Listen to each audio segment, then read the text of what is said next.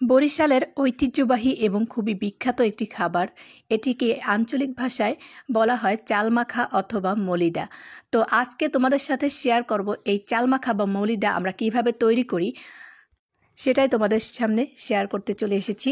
আশা করি আজকের এই ভিডিওটি তোমাদের কাছে অনেক বেশি ভালো লাগবে। হ্যালো এভরিওয়ান, আসসালামু আলাইকুম, welcome back to my channel. তো এই চাল মাখা বানাতে প্রথমে আমার লাগছে চাল। তো আমি এখানে ভাতের চাল 1 পট এবং পোলাওর চাল নিয়েছি 1 পট, চালের চিনি গুঁড়া চাল নিয়েছি। তো এই দুটোকে একসাথে মিলিয়ে নেব। তো যে কোনো একটা চাল দিয়ে ওটা বানানো যায়। তো আমি এখানে 2 পদের চাল নিয়ে নিলাম। তো ভালোভাবে ধুয়ে তারপর সারা রাত কিন্তু এটাকে ভিজিয়ে রেখেছিলাম। তারপর সকালবেলা কিন্তু শিলপাটায় বেটে নিয়েছি। আর এখানে নিয়েছি তালের শাঁসটা, আর নিয়েছি নারকেল কোড়া। তো তালের শাঁস অথবা নারিকেলের শাঁস যে কোনো একটা এখানে দিয়ে দিলেই হবে।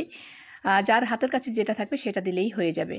তো আমি এখন চালের যে আটাটা বেটে রেখেছিলাম সেটা কিন্তু এখন এখানে নিয়ে নিচ্ছি এবং পরিমাণ মতন লবণ দিয়ে দিচ্ছি। যে কোনো মিষ্টি জিনিসে একটু লবণ দিলে ব্যালেন্সটা ঠিক থাকে এবং মিষ্টিটা কিন্তু একটু গাঢ় হয়। তো এখন দিয়ে দিলাম। আমি এগুলোকে কিন্তু থেতলে নিয়েছি, পাটা পুতোতে আমি এগুলোকে একটু ছেঁচে নিয়েছি, তোমরা চাইলে কেটেও নিতে পারো। আর দিয়ে দিলাম নারকেল কোড়া, আর এখানে বেশ খানিক আদা বেটে রেখেছি সেটা দিয়ে দিলাম। এই আদা বাটাতে কিন্তু অবশ্যই দিতে হবে। আর এখানে আখের গুড় দিয়ে দিলাম। তো এটাকে কিন্তু আমি একদম ভেঙে নিয়েছি, ভালোভাবে গুঁড়া গুঁড়া করে নিয়েছি যাতে ভালোভাবে গলে যায়। আর দিয়ে দিলাম বেশ খানিক পানি। তো অনেকেই এই জিনিসটা পাতলা করে, আবার অনেকেই ঘন খেতে পছন্দ করে। তো আমি একদম মিডিয়াম রাখবো, খুব বেশি ঘন বা পাতলা করব না এটাকে। তো এইভাবে হাতে মেখে আমি বানিয়ে নেব এটা। তারপরে পরিবেশন করার পালা। হয়ে গেছে কিন্তু খুব মজার একটা রেসিপি শেয়ার করলাম। আশা করি আমার এই রেসিপিটি তোমাদের কাছে ভালো লেগেছে। আর বরিশালের বিখ্যাত এই খাবারটি যারা বরিশাল থাকে তারা তো অবশ্যই খায়, আর যারা বরিশালের বাইরে তারাও চেষ্টা করে দেখবেন, খেতে অনেক মজার হয়।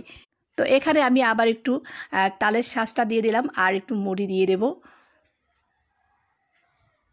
তো হয়ে গেল ঠান্ডা ঠান্ডা সকাল সকাল এটা পরিবেশন করলাম। আশা করি ভিডিওটি ভালো লেগেছে। ভিডিওটি ভালো লাগলে পেজটির সাথে থেকো, যারা ইউটিউব থেকে দেখছো তারা চ্যানেলটি সাবস্ক্রাইব করে পাশে থেকো। সবাই অনেক অনেক ভালো থেকো। দেখা হবে নেক্সট ভিডিওতে। ততক্ষণ পর্যন্ত সুস্থ থেকো। আল্লাহ হাফেজ, আসসালামু আলাইকুম।